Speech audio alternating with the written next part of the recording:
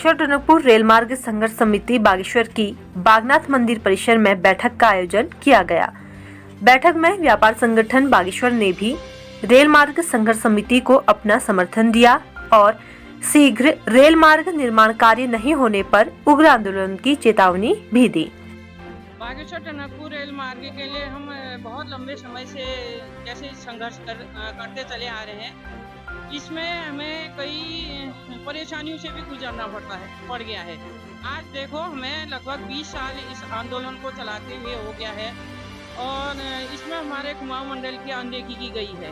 हम कोई अपने लिए ये कार्य नहीं मांग रहे हैं। ये सामाजिक विकास के लिए, समाज के विकास के लिए, पूरे उत्तराखंड कुमाऊं के विकास के लिए ये मांग हमने जो रखी थी, इसे लगभग तो 1912 में इसको प्रस्तावित रेल मार्ग थी।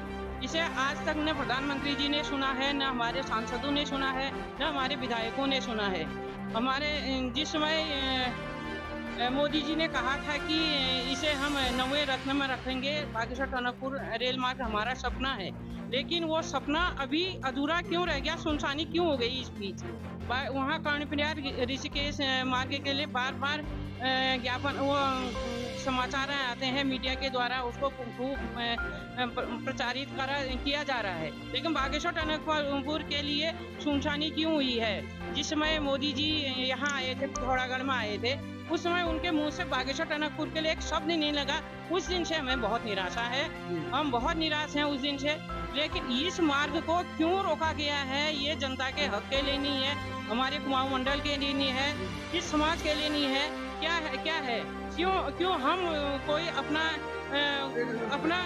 समय इतना बर्बाद कर रखा है। 2020 साल में इस आंदोलन में जुड़े हुए हो गए हैं, लेकिन अभी तक इस आंदोलन की अनदेखी की गई है। क्यों लोग हमें झूठा बतलाते हैं। रोज लोग कहते हैं आ गई आपकी बागेश्वर टनकपुर रेल मार्ग आ गई, इसे आगे क्यों नहीं बढ़ाया जा रहा है, इसमें आगे को चर्चा क्यों नहीं हो रही है, क्यों रेल इसका ये मार्ग को वहाँ रोक के रखा है, क्यों आगे को क्यों नहीं बढ़ाया जा रहा है। इतने आंदोलनकारी हैं, सारे आंदोलनकारी हमारे जवान थे, आज बुढ़े हो गए, फिर भी लगे हुए हैं हम इस पर। हमने धरना प्रदर्शन कर दिया, हमने अनशन कर दिया है, क्रमिक अनशन कर दिया है, यहाँ से दिल्ली में जाके धरना प्रदर्शन कर दिया। 3-4 बार हम दिल्ली में चले गए हैं। अब जेल भरो आंदोलन भी हमने इसमें कर चुके हैं। क्या करना चाहते हैं, क्या यहाँ की जनता इतनी मूर्ख है, कुमाऊं के लोग इतने मूर्ख क्यों हैं, क्यों बैठे हैं, क्यों चुपचाप बैठे हैं, क्यों यहाँ के सांसद जोर शोर से हमारी माँ को क्यों नहीं रखते हैं।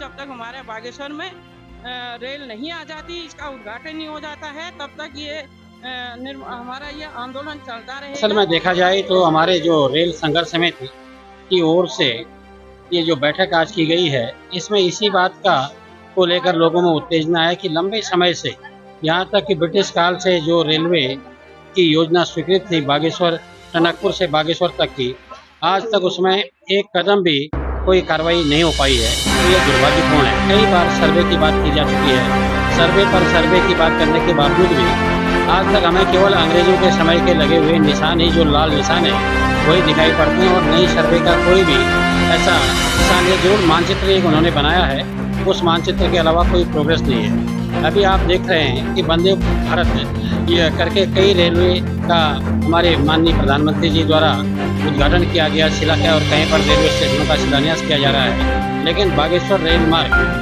जो कि लंबे समय से प्रतीक्षारत है, आज भी हम लोग उसकी प्रतीक्षा में हैं। इसलिए आज रेलवे संघर्ष समिति के लोगों का ये कहना है कि अगर ये बागेश्वर रेल की योजना को त्वरित रूप से कार्यरूप नहीं किया गया तो ये लोग लोकसभा के चुनाव का बहिष्कार करेंगे। अब ये निर्णय कितना यह सटीक रहता है, क्या रहता है, इस बारे में आज चर्चा होने वाली है। इसी के बारे में हम सब लोग यहाँ पर आए हैं। दरअसल हमारे सांसद को, हमारे मंत्रियों को हम इस रेल में बागेश्वर टनकपुर रेल मार्ग के बारे में चिंता करनी चाहिए। नहीं तो अगर बागेश्वर के लोग इस निर्णय पर अडिग रहते हैं कि लोकसभा चुनावों का बहिष्कार करेंगे, तो निश्चित ही यह एक बड़ा कदम होगा और जिससे कि सरकार को भी अब चेत जाना चाहिए।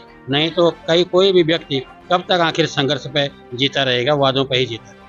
आज यहाँ पर बागेश्वर टनकपुर रेल मार्ग की निर्माण समिति की बैठक हुई और जैसा कि सर्वविदित है, ब्रिटिश काल से ही यहाँ पर बागेश्वर टनकपुर रेल मार्ग की सर्वे हुई है और प्रस्तावित है, और तब से लेके 2004 से लेके लगातार संघर्ष समिति संघर्ष कर रही है। कई बार इसमें क्रमिक अनशन भी हुआ और जंतर मंतर में भी हमारे सदस्य इस संघर्ष समिति के गए, लेकिन आज तक सिर्फ सरकार सर्वे ही करने में रह गई।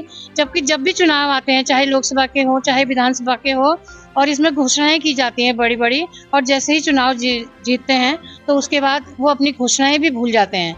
और बागेश्वर गढ़वाल मंडल और कुमाऊं मंडल की अगर बात करूं तो गढ़वाल मंडल में भी रेल निर्माण और बागेश्वर टनकपुर रेल मार्ग और कर्णप्रयाग ऋषिकेश जो रेल मार्ग है उसका साथ ही घोषणा हुई थी। जबकि ऋषिकेश कर्णप्रयाग रेल मार्ग जो है वो लगातार युद्ध स्तर से काम हो रहा है, और बागेश्वर टनकपुर रेल मार्ग का जो काम है वो ठंडे बस्ते में पड़ा हुआ है। हमारी सरकार से हम यही कहना चाहते हैं कि आप कुमाऊं के लोगों के संग अनदेखी क्यों कर रहे हैं, और अगर ऐसा ही रहा तो आगे चुनाव है, हम चुनाव का भी बहिष्कार करेंगे, और अभी उत्तरायणी मेले में हम इस मेले का भी बहिष्कार करेंगे।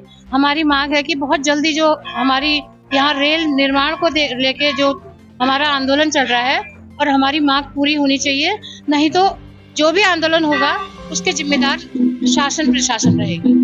रेल निर्माण संघर्ष समिति की एक आवश्यक बैठक यहाँ पर आंदोलन के संबंध में आहूत की गई थी, जिसमें बहुत बड़ी संख्या में लोग सम्मिलित हुए, जिसमें मातृशक्ति भी थी और काफ़ी लोगों ने यहाँ पर संघर्ष में भागीदारी की।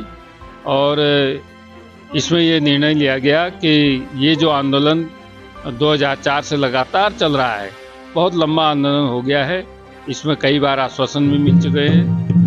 नई दिल्ली में जंतर मंतर में इसमें क्रमिक अनशन भी हो गया है, आमरण अनशन भी हो गया है, और कई बार सर्वे भी हो चुके हैं, लेकिन अभी तक जो है शिलान्यास एवं बजट आवंटित नहीं हो पाया है। इसलिए यहाँ की जनता, बागेश्वर की जनता आंदोलनरत है, और आज आने वाले उत्तरायणी मेले का बहिष्कार करने का आज निर्णय लिया गया है, और इसमें पूरे मेले का बहिष्कार किया जाएगा जब तक केंद्र सरकार और प्रांत की सरकार जो है रेल निर्माण की घोषणा नहीं करती। धन्यवाद।